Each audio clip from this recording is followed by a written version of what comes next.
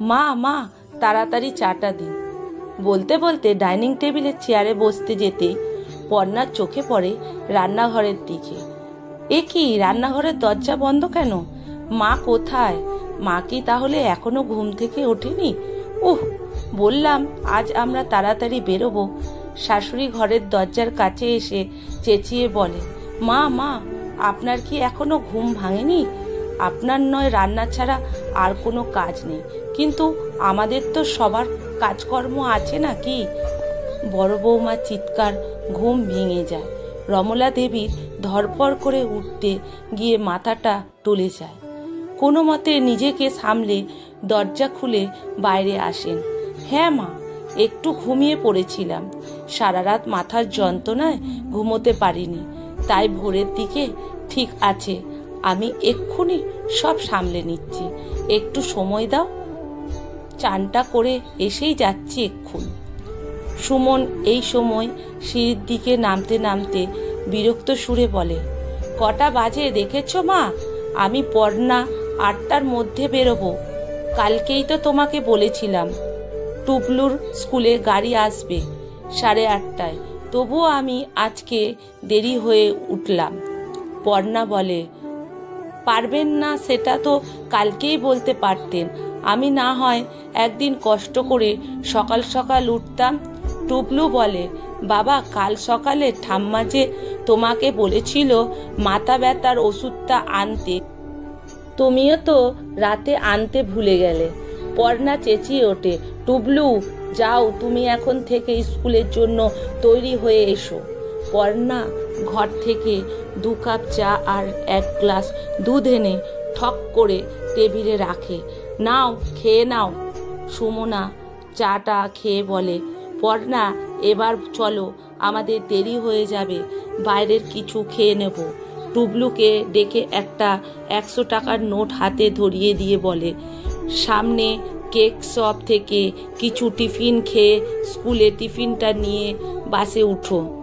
রমলা দেবী কোনো মতে রান্না করে এসে ঠাকুরকে একটু জল বাতাসা দিয়ে টুবলুকে বলে, হ্যাঁ রে দাদু ভাই, ওরা কিছু খেয়ে বেরিয়েছে তো? খালি মুখে বেরোয়নি তো রে সকালবেলা? ইস, আমার জন্য ওদের অসুবিধা হয়ে গেল, এই মাথার যন্ত্রণাটা যত কাল করে। হ্যাঁ গো ঠাম্মি, মা বাবা চা খেয়েছে, আমি দুধ খেয়েছি, কিন্তু তোমার জন্য মনে হয় মা চা রাখেনি। তুমি আগে চা করে খাও, তারপরে রান্না করো। ঠিক আছে খাবো। তা দাদু ভাই তুমি কি খাবে বলো তো, ঝট করে করে দি।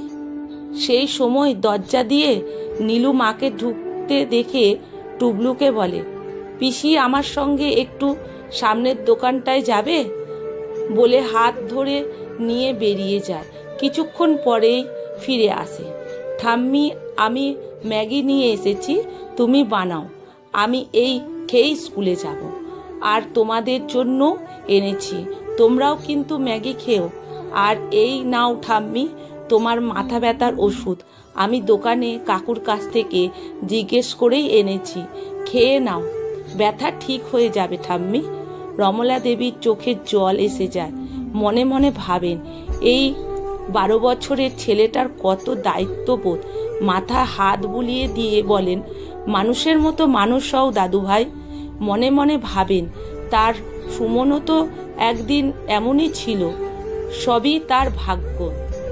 নীলুর মা বলে, বৌদি টুবলু বলবো তুমি নাকি সারা রাত খুব কষ্ট পেয়েছ, তোমার ওষুধ ফুরিয়ে গেছে, তা আমাকে বললে না কেন? আমি এনে দিতাম। আমার হাতে কি টাকা পয়সা কিছু থাকে না রে? বৌদি এমন করে বলল না গো, দাদাবাবুর ঋণ কি আমরা কেউ শোধ করতে পারবো কখনো? সেদিন দাদাবাবু যদি টাকা না দিত, তাহলে আমার নীলু কি আজ ওকালতি পাশ করতে পারতো? আর তোমার জন্য সামান্য ওষুধ আমি এনে দিতে পারবো না? বাঁশের হর্নের আওয়াজ আসতেই টুবলু বলে, আমি এলাম ঠাম্মি। এসো সোনা, দুগ্গা দুগ্গা। বেশ কয়েকদিন পর অফিস বেরোবার সময় পর্ণা বলে, মা আজকের বিকেলে কিছু বন্ধু বান্ধব আসবে, আপনি ঘরে থাকবেন, ওদের সামনে বেরোবেন না যেন। দাদু ভাই কোথায় থাকবে বৌমা? সুমন বলে, ও নিয়ে তুমি ভেবো না মা। টুবলুকে আগের বারের মতো পর্ণা ভাই স্কুল থেকে ও বাড়ি নিয়ে যাবে, আর বিকেলে মিতু আর ওর বড় আসবে। আমাদের খাবার সব বাইরে থেকেই আনবো, তুমি তোমার মতন কিছু বানিয়ে নিও। বিকেলে সুমন পর্ণা ফেরার বেশ কিছুক্ষণ আগেই মিতু ও মিতুর বর রাজু আসছে। রমলা দেবী বলেন, দিদি ভাইকে আনলি না? ওকে কি করে আনবো, ও আছে শাশুড়ির কাছে। এই সব পার্টিতে বাচ্চাদের অ্যালাউ নয়। শুনে রমলা দেবীরও বুক কেঁপে ওঠে। ভাবেন, আবার সেই পার্টি, সেই চেঁচামেচি আওয়াজ, আর ভালো লাগে না, বুক ধরপড় করে। রাজু বলে, মা আপনি শুনেছেন তো আপনার ছেলে আবার প্রমোশন হয়েছে? না বাবা, আমাকে বোধহয় বলার প্রয়োজন হয়নি, তাই বলেনি। মিতু বলে, মা দাদা বলেছিল বাবার এই বাড়িটা প্রমোটারকে দিয়ে 2টো ফ্ল্যাট নেবে। উইলটা তো তোমার কাছেই আছে, তাই না মা? তুই এসব কি বলছিস মিতু? ইতস্তত করে রাজু বলে, মা একটা ফ্ল্যাটে ওরা থাকবেন, আর অন্য ফ্ল্যাটে এইসব পার্টি হবে। এখন তো দাদাকে মাঝে মাঝেই পার্টি দিতে হবে। মিতু বলে, আর জানো তো মা, তোমার সোনু দিদু ভাই আর টুবলুর হোস্টেলের ব্যবস্থা হয়ে গেছে। ওরা এখন থেকে ওখান থেকেই পড়াশুনো করবে। আর শোনা না মা, আর একটা কথা আছে, আমার শাশুড়ি আর তোমার জন্য আমরা একটা খুব ভালো থাকার ব্যবস্থা করেছি। ওখান থেকে ওরা মাঝে মাঝে বেড়াতে নিয়ে যায়, পুজোর সময় ঠাকুর দেখতে নিয়ে যায়। সুন্দর এসি রুম, তোমরা খুব ভালো থাকবে। রমালা দেবী বুঝতে আর বাকি থাকে না কি হতে চলেছে, তবুও তিনি কিছু না বলে চুপই করে থাকেন। সন্ধ্যা হতেই সবাই একে একে এসে যায়। মিতুর ওপরে যাবার সময় অবশ্য দরজাটা টেনে দিয়ে গেছিল, তবুও ওদের নাচ গান হইচই সব রমলা দেবীর কানে আসছিল। তার অসহ্য লাগছিল। তিনি শেষে সহ্য করতে না পেরে কানে বালিশ চাপা দিয়ে শুয়ে পড়েন। দুধ মুড়িটুকুও খেতে ইচ্ছা করে না। পরের দিন নীলু মার কাজে আসতে রমলা দেবী বলেন, নীলুকে দুপুরবেলা একবার আসতে বলবি তো, যেদিন ওর সুবিধা হবে। বেশ কয়েকদিন পর পর্ণা অফিস থেকে ফিরে দেখে বাইরের গেটে বেশ বড় একটা তালা ঝুলছে।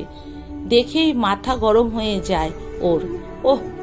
পারি না আমি আর, এ বুড়ি আবার কোথায় গেল? টুবলুই বা কোথায়? ওই বা স্কুল থেকে ফিরে কোথায় গেল? নাকি মা টুবলুকে নিয়ে কোথাও গেল? না হয় না বলতো কোথায় যাবার কথা। না, পর্ণা সুমনাকে ফোন করে। সুমনাও অবাক হয়ে বলে, তার মানে মা কোনোদিন কোথাও যায় না। তাছাড়া টুবলু, তুমি তো আশেপাশে বাড়িতে জিজ্ঞেস করো, আমি এক্ষুনি আসছি। পর্ণা এ বাড়ি ও বাড়ি জিজ্ঞেস করে, কিন্তু কেউ কিছুই বলতে পারে না। কি করবে ভেবে না পেয়ে পর্ণা বাড়ির সামনেই বসে পড়ে। এমন সময় দেখে টুবলুকে ছোটবেলায় পড়াতে দিয়া টুবলুকে নিয়ে বাড়ির দিকে আসছে। পর্ণা সব জিজ্ঞেস করতে টুবলু বলে, ঠাম্মা বলল তুমি একটু দিয়া দিদির কাছে থাকো, আমি এক্ষুনি আসছি। দিয়া বলে, হ্যাঁ, আর ঠাম্মা আমাকে বলল ঠাম্মার যদি আসতে দেরি হয় তাহলে আমি যেন 6টার পরে এসে টুবলুকে তোমার কাছে দিয়ে যায়। ইতিমধ্যে সুমনও এসে পড়ে। পর্ণা বলে, তোমার মা যেখানে যাবার গেছেন, তা বলে চাবিটা তো টুবলুর হাতে দিয়ে যেতে পারতেন। সুমন অনেক কষ্ট করে তালা ভেঙে বাড়িতে ঢোকে। পর্ণা বলে, এই জন্যই বলেছিলাম তোমার মাকে বৃদ্ধাশ্রমে রেখে আসতে। হ্যাঁ জানি, কিন্তু আমিও তো বলেছিলাম রান্নার মাসি আসুক, তারপর না হলে তো তোমরাই অসুবিধা হতো।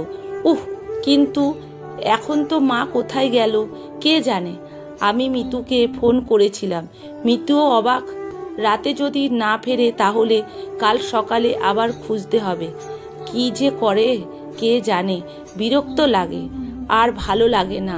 অফিস থেকে এসে যত জ্বালা, আবার কাল খুঁজতে বেরো। উহ। টুলু কাঁদতে থাকে। পর্ণা বলে, এখন কাঁদছো কেন? যখন ঠাম্মা তোমাকে দিয়া দিদির বাড়ি রেখে গেল তখন আটকাতে পারোনি?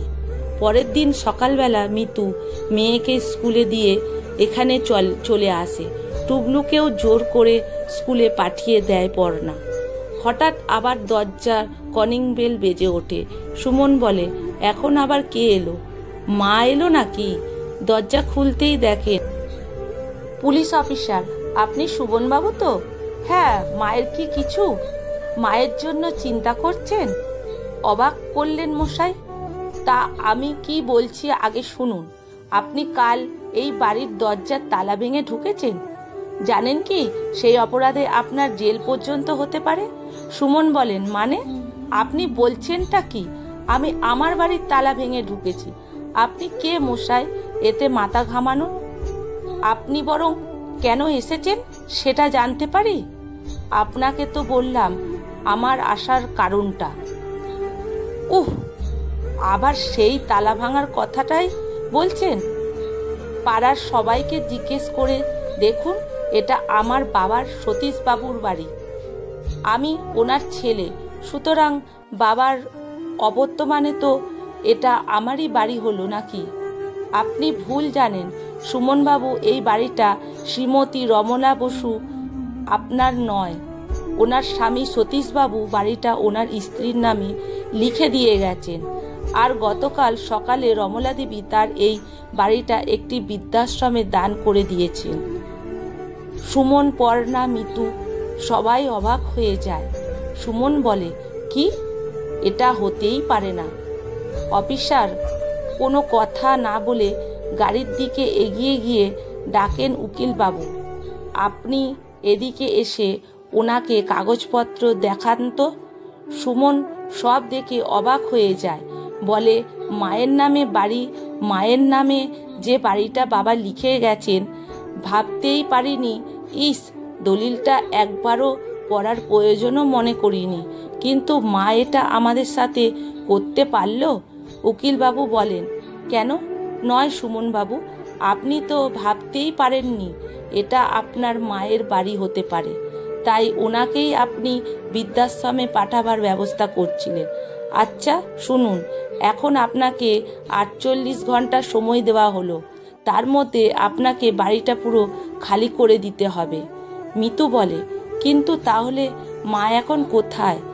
আমরা কি মায়ের সাথে একবার দেখা করতে পারি? অফিসার জানান, না, আপনারা কেউ দেখা করতে পারবেন না, এবং সেটা ওনার ইচ্ছাতে। আর মায়ের কথা চিন্তাও করবেন না। ওনার দায়িত্ব এখন সেই বৃদ্ধাশ্রমে যেখানে উনি বাড়িটা দান করেছেন। আচ্ছা, এই নিন কার্ডটা রাখুন। উনি জানিয়েছেন ওনার নাতি নাতনি ওনার সাথে দেখা করতে পারেন, অবশ্য 1 সপ্তাহ পরে। ওহ আচ্ছা, আরেকটা কথা আছে, ভুলেই যাচ্ছিলাম। কথা আছে না, কুসন্তান যদিও বা হয়, কুমাতা কখনো নয়। তো আপনাদের ভাই বোন যদি কোনোদিন বৃদ্ধাশ্রমে থাকার প্রয়োজন হয়, তাহলে আপনারা এই বৃদ্ধাশ্রমে বিনা পয়সায় থাকতে পারবেন। আপনাদের মা সেই ব্যবস্থা করে দিয়েছেন।